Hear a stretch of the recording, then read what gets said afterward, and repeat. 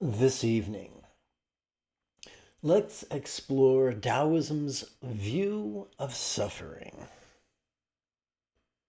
This is Lama Jigme Gyatso of the Buddha Joy Meditation School. Welcome to Meditate Like a Jedi. This is the Lama you are looking for. This evening, we could chant and meditate and enjoy a lesson or two. But first, if you love Star Wars and you wish to meditate as transformatively as Rey on Octo under the guidance of Luke Skywalker, be sure to subscribe and ring that notification bell.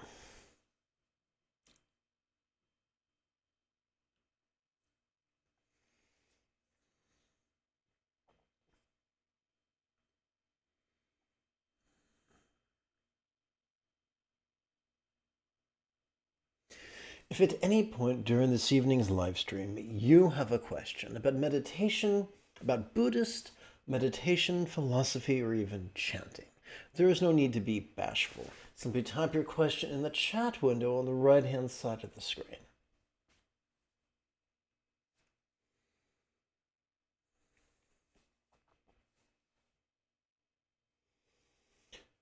About yesterday, Chirmuk asked about the nature of suffering, and this individual wrote, "When I was a kid, I heard of Taoism, and I just could not accept it because of things like slavery and the Holocaust. I just cannot imagine that kind of suffering being the way."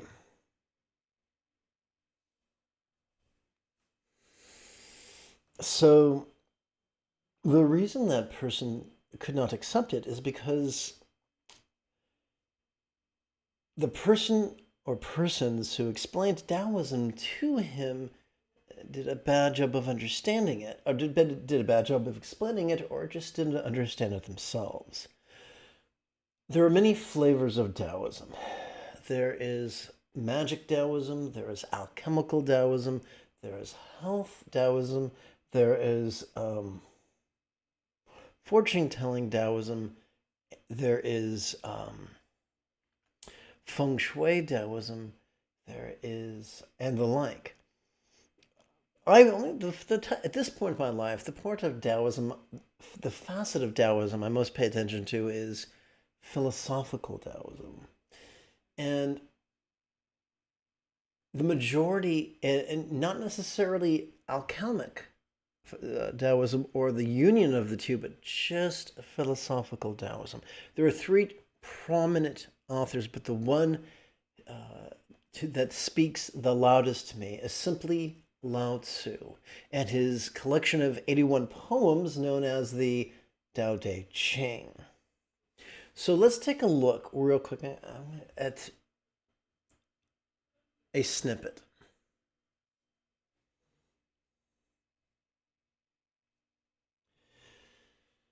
When we read in the Tao Te Ching, we see yang and yin mentioned.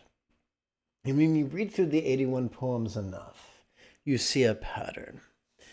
Again and again, we are not taught to reconcile yang and yin, but to recognize them and to always choose yin.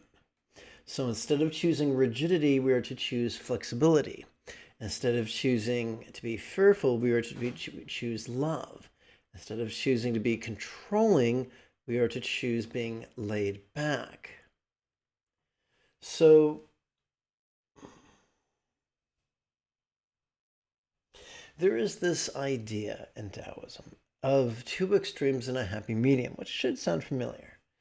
And in Taoism, one extreme would be being completely controlling and manipulative, even with the best of intentions. The other extreme is being utterly scattered. The middle point is to be centered, is to practice centered, is to empathetically practice centered spontaneity. And the promise in Taoism is that when our choices and our utterances and our deeds flow from centered spontaneity, ultimately, everything works out. Now, from reading the 81 chapters of the Tao Te Ching, you get the idea that the author is trying to tell us that the majority of people do not practice this centered spontaneity. Most of the people do not flow with the Tao. Therefore, what they experience is not the result of flowing with the Tao. So the majority of people, infants aren't taught, can't meditate, can't flow with the Tao. They fight and try to manipulate all the time. That's fine. They're an infant. No one's judging them, hopefully.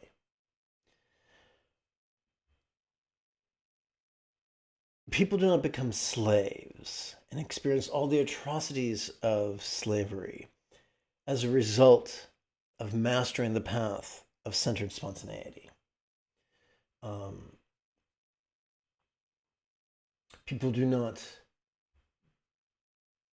practice slavery nor suffer from slavery because they're flowing with the Tao. So the thrust of the Tao Te Ching is not, these are the tenets, you must believe them. Or rather, if you want to be peaceful, practice centered spontaneity. If you want to be peaceful, practice yin. That's the message of the Tao. A few places can be interpreted as everything will work out fine, but the overarching theme is flow from a place of yin.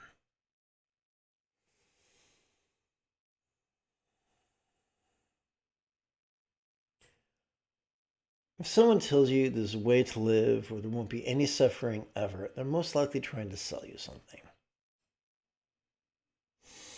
Now, before we get on to the business of chanting and meditating, let's take approximately 1 minute for housekeeping.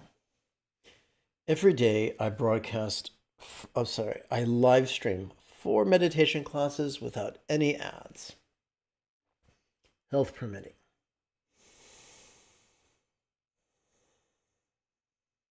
If everything I offer is free, there are no secret memberships.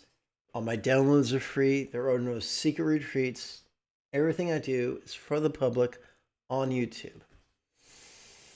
If you benefit from my explanations and chanting with me and meditating with me, then with your assistance, this channel could help support the next generation of nuns, monks, yogis, lamas,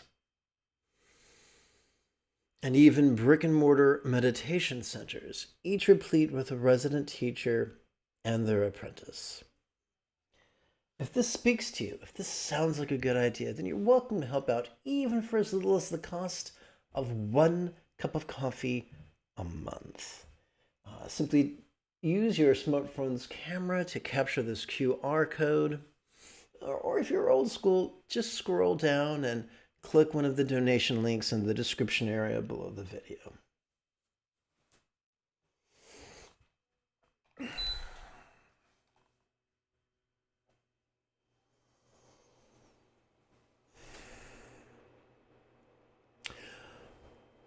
I must go get an ice pack. My sinuses are killing me.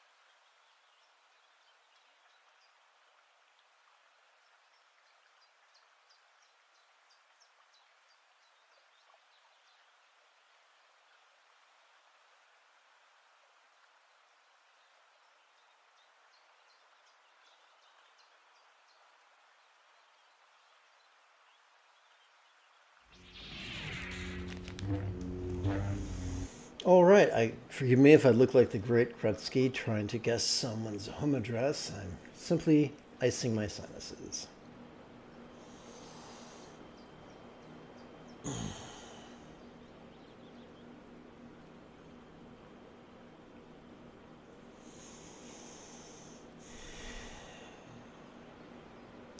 Let's begin by chanting the Heart of Wisdom Sutra. I should say, let us train in the wisdom of letting go by chanting the Heart of Wisdom Sutra. I found that if we place our palms before our upper chest, it helps to center our energy. While practicing the deep practice of Prajnaparamita, Avalokiteshvara or Kuan Yin is the archetype of enlightened compassion. Prajna means wisdom, paramita means perfection. So what follows is the means of mastering the path of noticing and releasing. Looked upon the five skandhas and sing the remedy of self-existence. Skandhas translates from the Sanskrit to the English as aggregates. The five aggregates are just one of many systems of organizing our experience, and they should not be thought of too rigidly.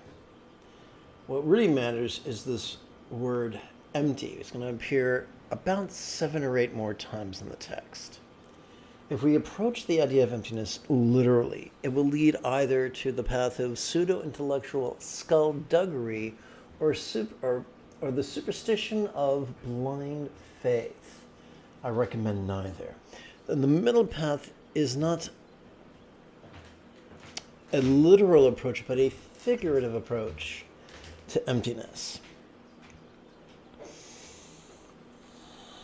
After decades of practice and study, it's been my experience that when we relax into our exhalation due to the functioning of our parasympathetic nervous system, our experience of that which we perceived during the previous in-breath due to our sympathetic nervous system could now feel as non-graspable as a vast, empty void. Like the illusion of the infinite azure sky, a bright and beautiful cloudless morn, which although could be tantalizing to the eye, is intangible to the grasp. There you go. It's just that easy. Let's continue. Sathitari form is emptiness, emptiness is form. Form is not separate from emptiness is not separate from form. Form is not separate from emptiness. Whatever is form is emptiness. Whatever is emptiness is form. You know what? I think if I adjust the size of this space, the P won't be quite so swallowed up. Okay, let's see here. File, save as, and let's make that a B. All right.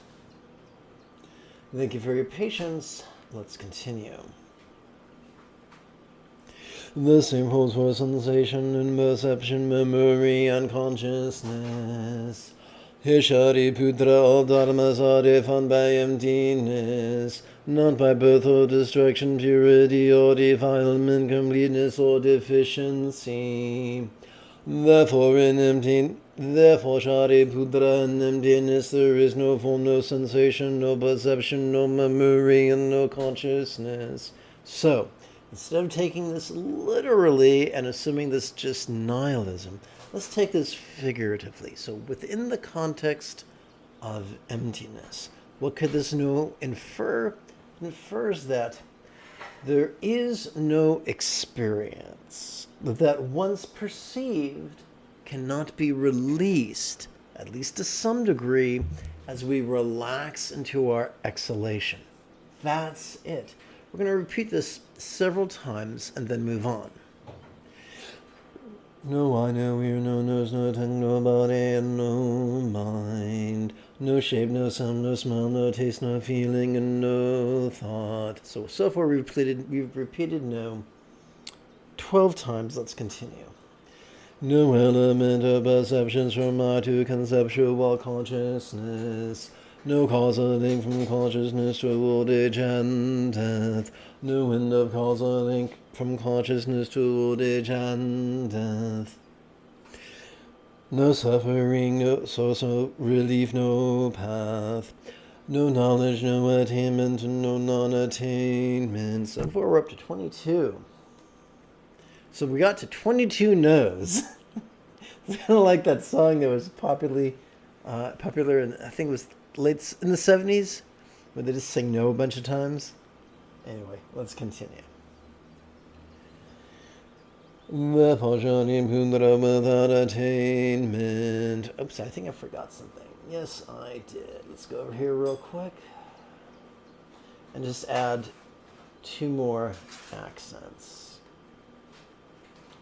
And here we go.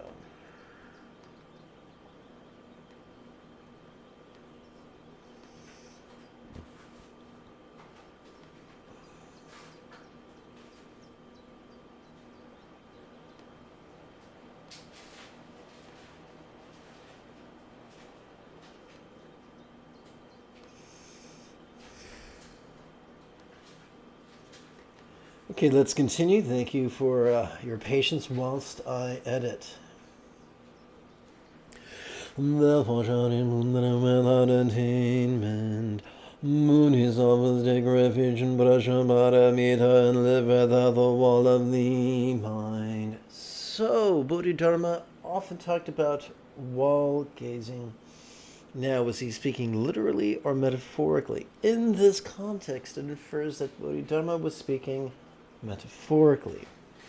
You put 6 walls together, join them at right angles, and what do you get? A cube, a cell, a prison of the mind. Most of us are prisoners of our survival drives, which, although are useful as tools, are terrible as kings. So the liberation that is promised in Buddhism is not liberation from the presence of the 3 primal survival drives of shoving or reaching or clinging, but liberation from their tyranny. The tyranny of which can make a prison of our mind. But by being vulnerable to our present moment experience and then releasing it in harmony with the workings of our autonomic nervous system, we can transcend this tyranny and enjoy liberation. Let's continue. Without the walls of the mind, and thus without fears, they see through delusions and finally accomplish nirvana. So what is nirvana? Or I should say, what is enlightenment? Well, I just answer what nirvana is, or liberation. We'll pause for enlightenment. All Buddhas, past, present, and future, will also take refuge in Prajnaparamita and realize and excel perfect enlightenment. Haha! Now I get to explain what enlightenment is not and then what it is. Some people have really, either they have unrealistic expectations of enlightenment, or, dun dun dun, they were taught unrealistic and unattainable expectations of enlightenment. If someone has told you that you're not enlightened until you never feel anything other than peace, joy, and love, they have led you astray. And either they are lazy-minded or they're just malicious. And they're trying to break your spirit, so you'll just give them your service and your assets. Don't buy the malarkey. Think of it this way. The path of enlightenment is the Eightfold Path. Contemplating the wisdom of letting go, contemplating love, and then not only contemplating love, but then being kind, bringing that kindness into the path of communication and conduct and commerce.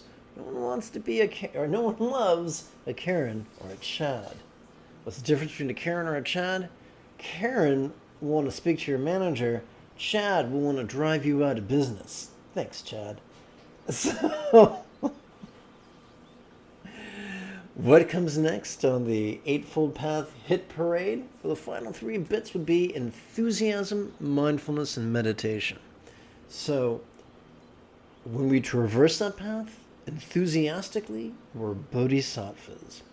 When we've mastered the path, we're Buddhas. But what does it mean to master the path? Simply this, that we practice it spontaneously, habitually, easily, and effectively. We learned as kids how to master riding a bike. We might not win the Tour de France, but we can ride a bike without falling over. We learned how to walk while, we learned how to walk backwards while eating an apple without choking to death or falling down. So we can master things. It's not impossible. In fact, the Buddha explained in the Satipatthana Sutta that it could be accomplished in a week. I would say if you're a rank amateur and you start off attending Livestream, 5 minutes every 12 hours, and you progress, you increase the duration of your practice by 5 minutes every week, then within 20 weeks, you could do it. You could do this deal. It's not impossible. Let's continue. You should therefore know the great mantra of Prajnaparamita, the mantra of great magic, the unexcelled mantra. Now, between the use of the word emptiness and the use of the word no, I think we can agree there is no dearth of metaphor in the Heart Sutra. And this portion is no different.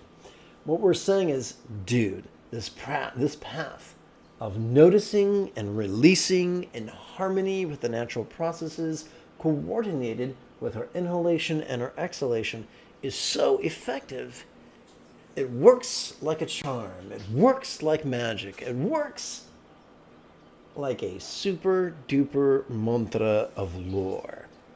So what we're dealing with is hyperbole. Let's continue.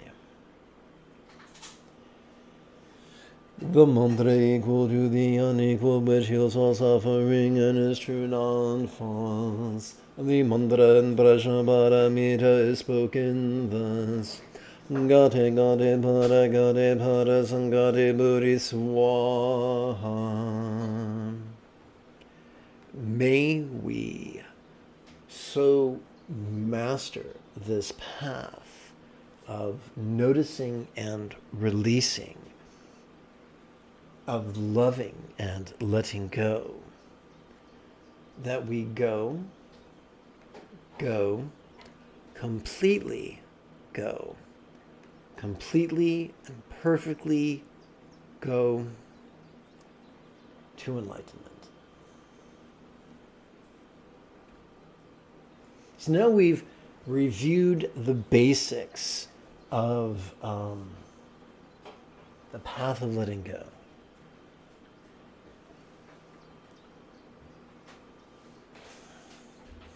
Now we're going to actually practice it. So let us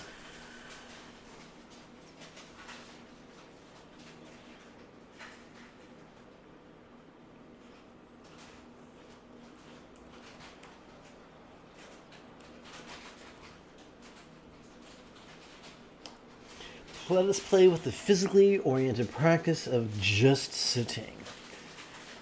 For the first half of my journey on the Buddhist path, I took a mind first, body second approach. During the second half of my journey on the Buddhist path, I took a body first, mind second approach. So it only works if you have a clue of what's going on. So we've already explored the idea that the path is based on noticing and releasing.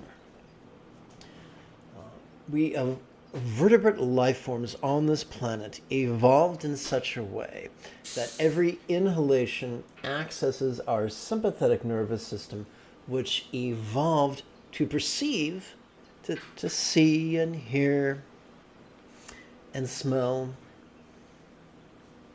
and taste and feel and the like, as well as emote, intend, reason, recall, and imagine, and to do so vulnerably, passively, viscerally, and randomly. We also evolved in such a way so that every time we exhale, we would have access to our parasympathetic nervous system, which is wired for physical relaxation and mental release. Now, does that mean with every exhalation, all pain disappears? Yes, like that? No. But it can dampen. It can help us to reset. So we have these mechanisms present, latent. The difference between a novice and a master is not the presence of these mechanisms, but the habit of accessing them. It has been said by those more clever than myself, and there are a lot of them. It's been said that by those more clever than myself that repetition is the mother of skill. And all skill is taking a neural pathway and making it broader and stronger and more resilient. If you have ever gone for a hike in your county, you probably encountered teeny tiny little trails. They're called goat trails, and they're typically just a few inches wide. The more they are walked, the wider they get, until maybe they're 1 meter wide, or 2 meters wide, or 3 meters wide. Similarly, humans experience something called neuroplasticity, which means the more we do something, the better we get at it, and the easier it is for us to do. It's called habit formation. So the more we take advantage of the natural processes available to us during each inhalation, and the natural processes available to us during each exhalation, the sooner we will be more peaceful and more loving.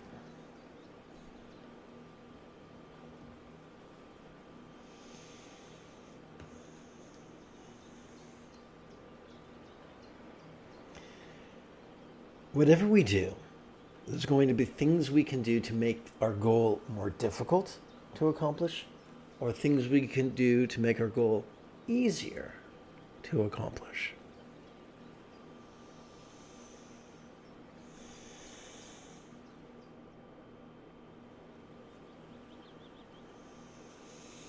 So, one of the reasons sitting meditation has become associated with the Buddhist path is because when done properly, it can make it so much easier to master noticing and releasing.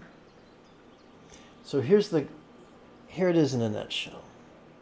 On a folded yoga blanket, so set a circular meditation cushion. You can acquire both a Zafu cushion or a yoga blanket on Amazon for a nominal fee. Rest your ankles on the yoga blanket. Rest your tushy on the circular cushion. Sit upright. Hands upright in your lap.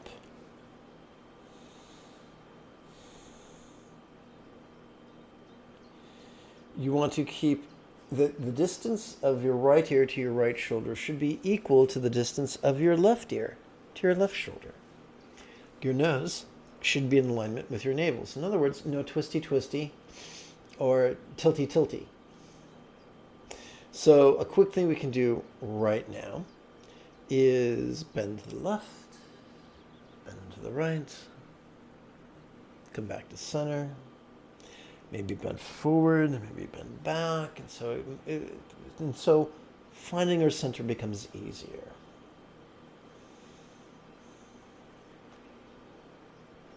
We can breathe from our diaphragm.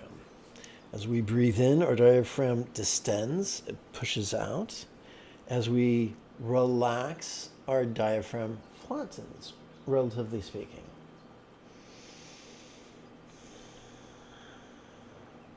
I found that as we practice, as we diaphragmatically inhale, we can sit tall. As we diaphragmatically inhale, our body automatically sits tall.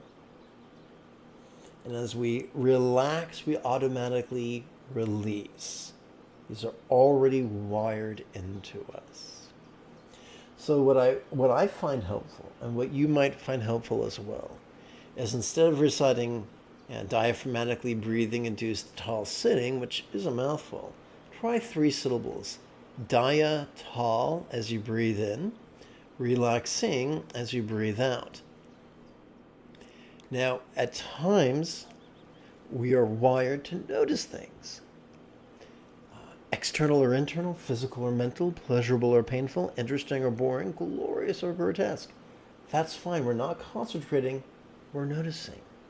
So we're allowed to notice things. Some of the things we notice will be in the background, some is the foreground. That's fine. Sometimes as we relax, they will instantly vaporize. Sometimes they will hang out for a long time. That's fine. We neither shove nor chase after that which we notice. It's simply par for the course. When you have questions, type them in great detail in the chat window. It's 32 minutes after the hour.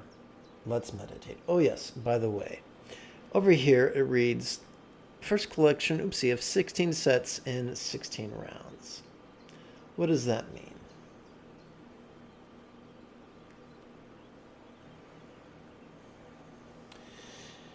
It means if you want to, if you find it helpful, you can count your rounds on the creases of your fingers. What is a round? A round is 1 inhalation followed by 1 exhalation in this system. During each inhalation, we advance our thumb. So we can count our first round, our second round, our third round, our fourth, 5th, 6th, 7th, 8th, 9th, 10th, 11th, 12th, 13th, 14th, 15th, 16th. If you wanted to, you can count sets of 16 rounds on your right hand. First set of 16 rounds, second set of 16 rounds, and so forth. Therefore, on just 8 fingers and 2 thumbs, it's possible to count to 256, which is an excellent timer, if you wish.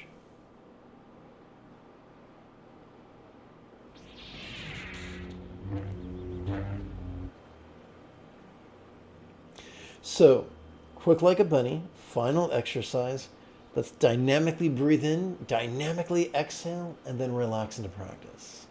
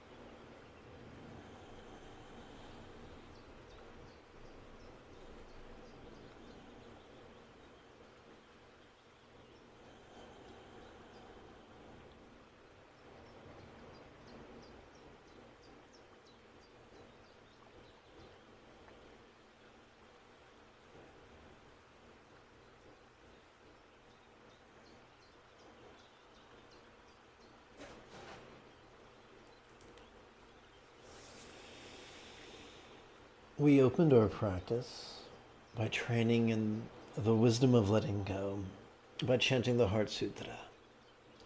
Now let us train in wishing love with the following 4 chants. May I, like the Buddha, master the Eightfold Path as well as liberate others. May all beings practice of kind communication, conduct, and calmness flow spontaneous and uncontrived.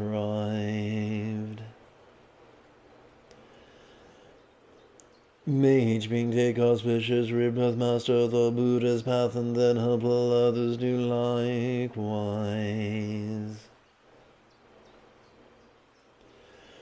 May everyone be free from stress, may everyone be happy, may no one be separated from the happiness.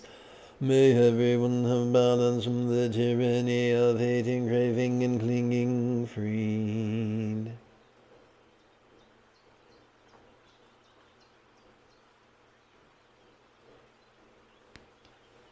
If you feel I have earned it, type something in the chat window, give this live stream a thumbs up, and share it on social media. In approximately 11 hours, I would very much like to return to lead tomorrow morning's meditation.